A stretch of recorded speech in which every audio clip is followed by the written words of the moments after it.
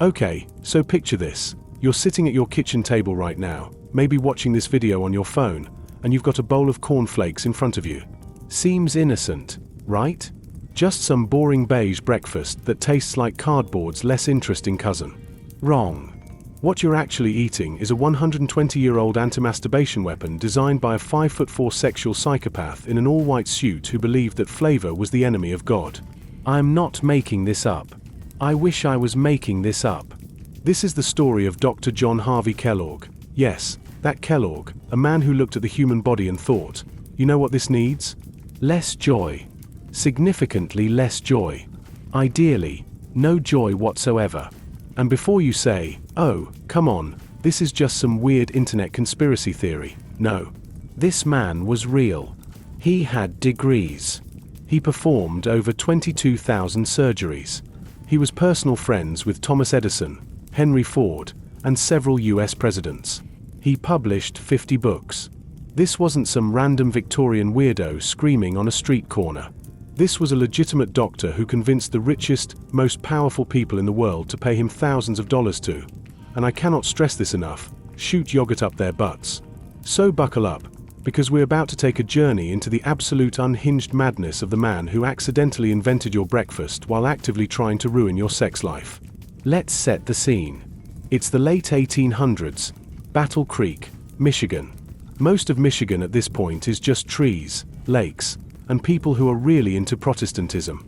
But in Battle Creek, there's this absolutely massive building rising out of the landscape like someone dropped a European palace in the middle of farmland. This is the Battle Creek Sanitarium. Everyone called it the San. And when I say massive, I mean this thing was 15 stories of Italian Renaissance marble architecture, 30 acres, crystal chandeliers, a private zoo, its own fire department, a movie theater where they exclusively showed films about the horrors of white bread. This place had a palm garden. A palm garden. In Michigan. At its peak, the San had over 1,200 staff members serving up to 1,500 guests at a time. Guests, not patients, guests, because this place charged hotel prices. We're talking $35 a week in 1900s money, which is about $1,200 per week today. That's $4,800 a month to be medically tortured. And people were fighting to get in. Henry Ford went there. Thomas Edison. Amelia Earhart. J.C. Penney. John D. Rockefeller Jr. President Taft weighed over 300 pounds and went there to get healthy by doing things I'll describe later that will make you deeply uncomfortable. Why? Because at the center of this marble palace was a tiny man in a white suit who had convinced everyone that their bodies were basically walking corpses filled with rotting food, toxic waste, and sexual demons. Dr. John Harvey Kellogg. 5'4". Always wore white suit, white shoes, white tie. He looked like a very judgmental ice cream man. This dude claimed he only slept 4 hours per night because rest was for the weak. He woke up at 4 a.m. every morning to write books about how everything you enjoy is killing you. He was a vegetarian who ate 2 meals a day, both of which he chewed until they turned into liquid because, we'll get to this, he believed in chewing each bite a minimum of 40 times. Oh, and here's my favorite fact about John Harvey Kellogg. He was married for over 40 years and allegedly never consummated his marriage. Never. Not once. His wife basically lived with a roommate who occasionally lectured her about her colon. But here's the wild part. They had 42 children. 42. They just adopted every orphan they could find, probably because Kellogg thought, well, I'm clearly not going to make any children the fun way, so I might as well just collect them like Pokemon cards. This man graduated from one of the best medical schools in America. He pioneered legitimate innovations like the electric blanket and the mechanical treadmill. He performed real surgeries, good ones, and published in legitimate medical journals. So when he started saying absolutely insane things, people listened. Because he had credentials. Kellogg's entire medical philosophy was called biologic living, which sounds scientific until you realize it was just a fancy term for what if we removed everything enjoyable from human existence. His big idea, and buckle up, because this is where it gets weird, was something called auto-intoxication. He believed that Americans were walking around with 5 to 20 pounds of rotting, putrefying fecal matter in their intestines at all times. Just sitting there, festering, leaking poison into your blood. Now, to be fair, people in the 1890s ate some questionable stuff. Food safety regulations didn't exist. You could buy meat from a street cart that was probably 40% sawdust and 60% mystery. So I get why people were concerned about their digestive systems. But Kellogg took this concern and turned it into a full-blown conspiracy theory where your butthole was patient zero in a war against your own body. His solution? Chewing. Kellogg was obsessed with a guy named Horace Fletcher, who had earned the nickname the Great Masticator. Fletcher claimed that you needed to chew every single bite of food at least 40 times, but ideally 100 to 700 times for tougher foods. This man once chewed a single onion for over an hour until it turned into watery onion paste in his mouth. And Kellogg thought, you know what? That's not weird enough. Let's make it a song. So here's what happened at the Sand during mealtimes. You'd walk into this beautiful, ornate dining hall. Crystal chandeliers, marble columns, like you're about to have the meal of your life. You sit down. A string quartet starts playing in the corner. Fancy, right? Then Dr. Kellogg walks in, stands at the front of the room, and starts conducting the entire room like a deranged orchestra director. Except instead of music, everyone is chewing. 40 times per bite. Minimum. The quartet plays along. Hundreds of wealthy people sitting in dead silence, mechanically grinding their food into mush, while a tiny man in white waves his arms and counts. Meals lasted 3 hours. 3 hours. One guest described it as the most joyless dining experience imaginable, like watching a room full of wealthy corpses practice their own funerals. But wait, it gets better. Kellogg installed scales in the bathrooms. After every meal, you had to weigh your poop. Because Kellogg believed the perfect bowel movement should weigh exactly as much as the food you ate, minus liquids. If your output didn't match his calculations, congratulations. You were diagnosed as constipated and needed immediate intervention, regardless of whether you actually felt fine. And by intervention, I mean, oh boy. Oh no. We're getting to the yogurt thing. Okay. Deep breath. We need to talk about Kellogg's obsession with the colon. He called it the sanctum sanctorum. That's Latin for Holy of Holies. This man looked at the last stop on the human digestive railway and thought, that's where God lives. The San had these high-pressure colonic irrigation machines that could pump 15 gallons of water through your intestines in a few minutes. For reference, a typical enema is about 1 quart. This was 60 times that amount. Patients described it as being power-washed from the inside out. Some said it felt like their organs were trying to escape through their belly button. One woman wrote in her diary that she saw God, and he was angry. But Kellogg didn't believe in just water. That's for amateurs. Coffee enemas. Salt water enemas. Glycerin enemas. And then, oh man, here we go, yogurt enemas. See, there was this Russian scientist named Elie Mechnikov who won the Nobel Prize for discovering probiotics. He noticed that Bulgarian peasants ate a lot of yogurt and lived long lives.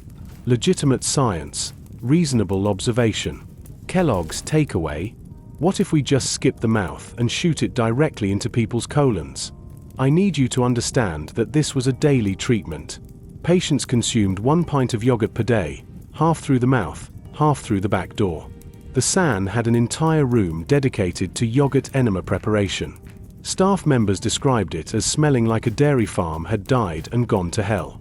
And Kellogg published papers about this. In medical journals. With charts and graphs. Other doctors saw this and thought, you know what? That makes sense. Let's do that at our sanitariums too. For a brief, dark period in American history, yogurt enemas were considered cutting-edge medicine. Okay, so the cereal isn't working. The chewing isn't working. The yogurt enemas aren't working. What's a tiny Victorian madman to do? Build torture devices and call them therapy. Kellogg invented so many medical contraptions that his sanitarium basically looked like a steampunk horror movie. Let me walk you through the greatest hits. The vibratory chair. This looked like a normal dining chair, except underneath it was a powerful electric motor connected to eccentric weights.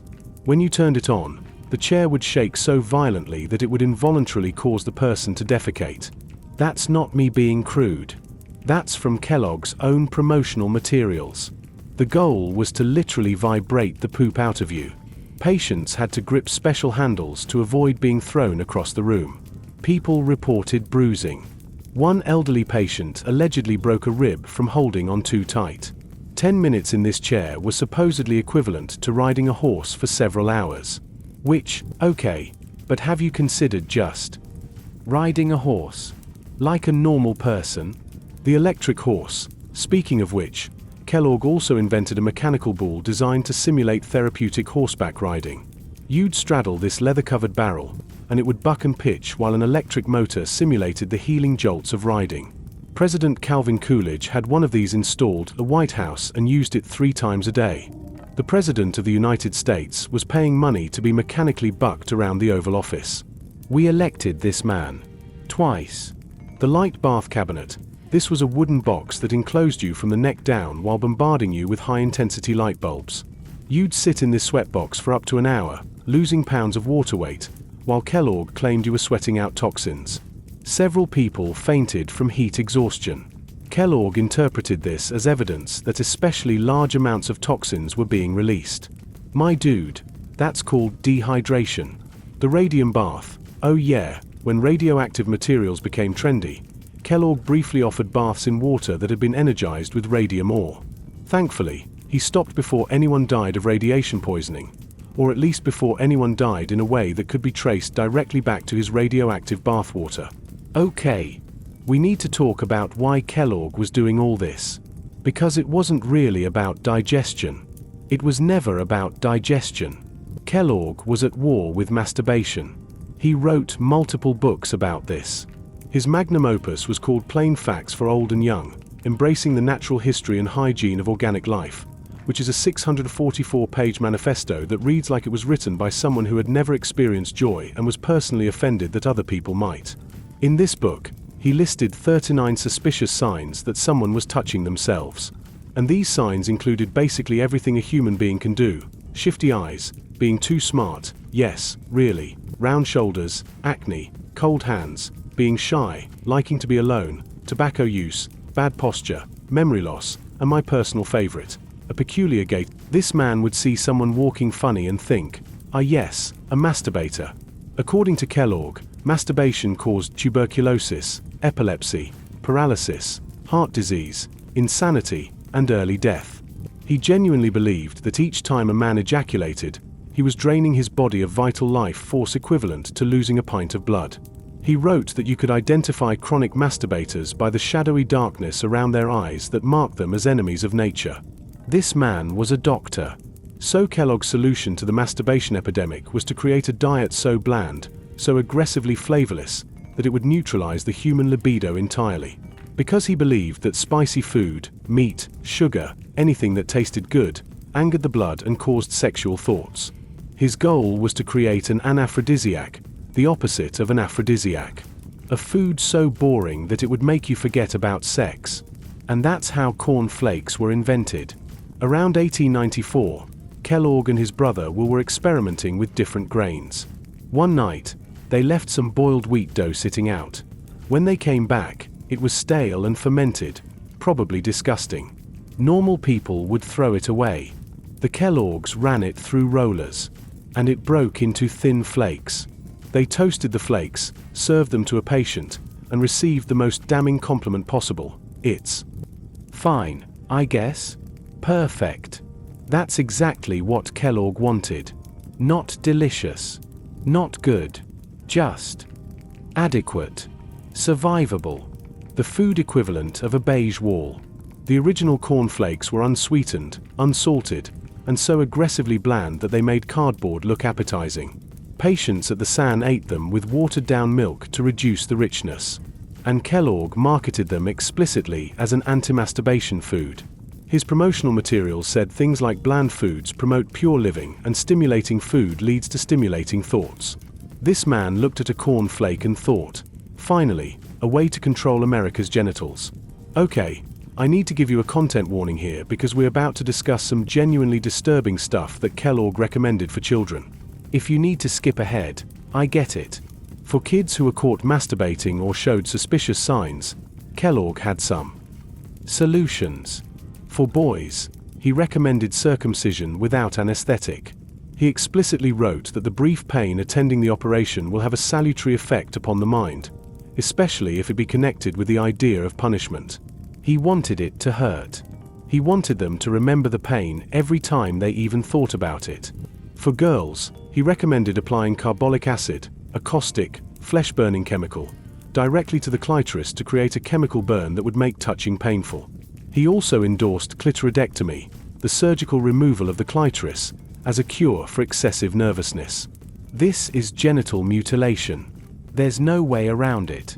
This was a respected doctor recommending that parents mutilate their children's genitals in the name of health.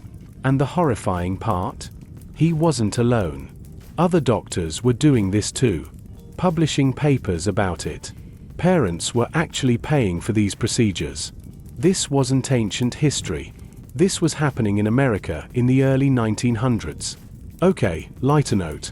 Let's talk about how this all fell apart, because it involves one of the pettiest sibling feuds in American history. John Harvey Kellogg had a younger brother named Keith Kellogg, WK for short. And for over 20 years, WK worked at the SAN doing basically everything while John took all the credit and paid him peanuts. John made WK wear a uniform to distinguish him from the real doctors. He worked him 16-hour days. And in the most degrading power move imaginable, John would sometimes make WK run alongside his bicycle while taking notes because the great doctor was too busy to stop. For 20 years, WK put up with this. But he was quietly watching. And he realized something important. People like the cereal not because it stopped them from masturbating. It didn't, by the way, spoiler alert, but because it was crispy and convenient. WK thought, what if we made it actually taste good?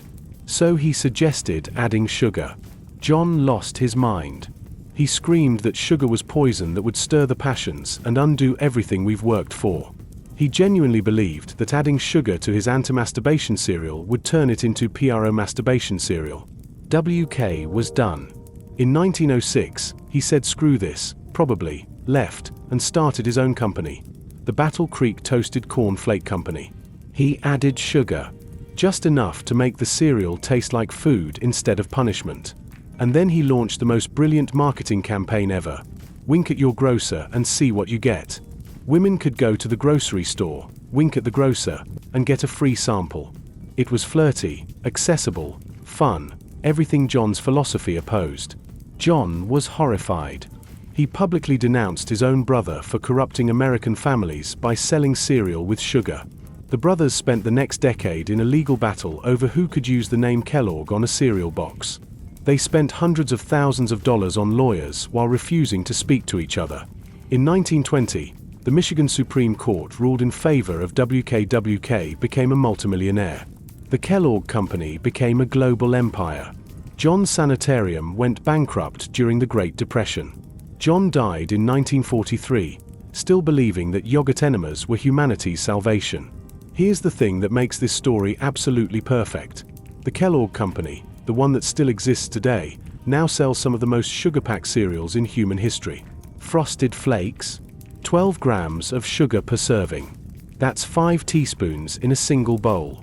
The mascot, Tony the Tiger, who screams their Jari Eddie, with a level of enthusiasm that would have given John Harvey Kellogg a stroke.